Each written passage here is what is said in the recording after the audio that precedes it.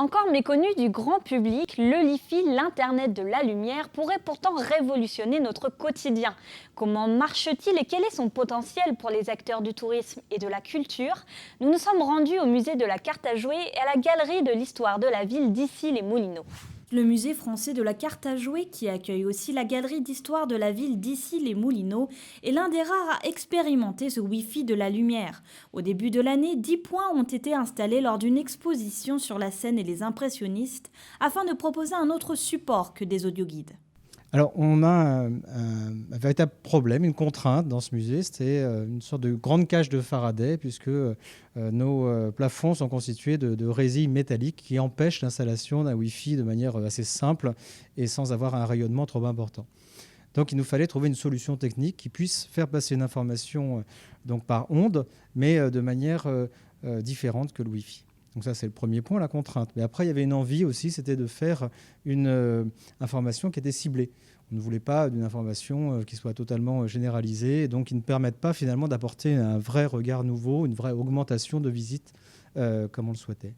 Grâce à un financement public, le musée a déjà commencé à installer un des 10 points Li-Fi qui seront présents dans l'espace sur l'aviation et les records réalisés dans la ville. 10 autres seront installés pour les expositions, avec toujours cette volonté de géocontextualiser l'information. Donc nous avons voulu donner une information supplémentaire sur cet événement grâce à ce point Li-Fi. Et en s'approchant, tout simplement, donc on a le déclenchement du commentaire et du contenu. Pour mettre en place cette technologie, le musée a travaillé avec OLEDCom. Son fondateur est l'un des pionniers du Li-Fi et nous explique concrètement son fonctionnement. Alors ça marche un peu, si vous vous rappelez quand vous étiez enfant, que vous faisiez du morse optique en allumant et en éteignant une lampe torche pour envoyer un message. Donc c'est comme du morse optique, sauf qu'au lieu de le faire manuellement, ce sont les ordinateurs qui vont faire ce morse optique, ce clignotement à très haute vitesse, 1 million de fois par seconde, de manière à transmettre des informations. Donc au lieu d'utiliser la radio pour transporter de l'information, comme dans le Wi-Fi, on va utiliser la lumière pour transporter l'information. Chaque point lumineux va être un point d'accès à une source d'information. En plus de proposer des avantages en matière de sécurité, car il est impossible de capter les informations à moins de se trouver sous la lumière, le Li-Fi présente des avantages en matière de santé et d'économie d'énergie. Selon OLEDCom, son installation peut être rentabilisée en 3 ou 4 ans. On la considère comme green pour 2 raisons. La première raison, c'est qu'elle utilise la LED, et la LED, c'est déjà 80% d'économie d'énergie par rapport aux éclairages anciens. Le second point, c'est qu'elle n'émet pas d'ondes radio.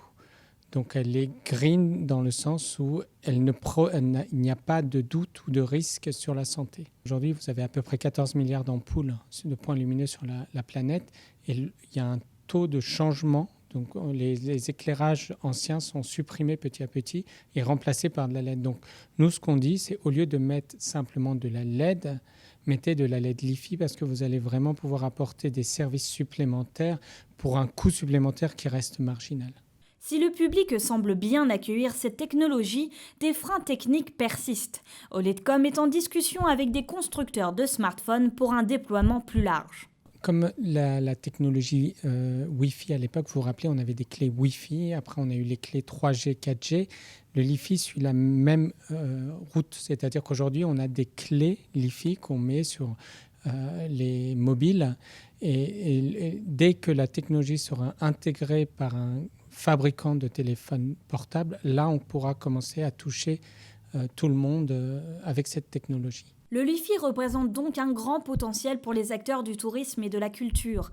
Il n'a pas pour vocation à remplacer le Wi-Fi, mais vient s'ajouter aux autres moyens de communication. D'ici 2020, toutes les villes devront supprimer les lampes à gaz et beaucoup se penchent en faveur de la LED. On ne devrait donc pas finir d'en entendre parler.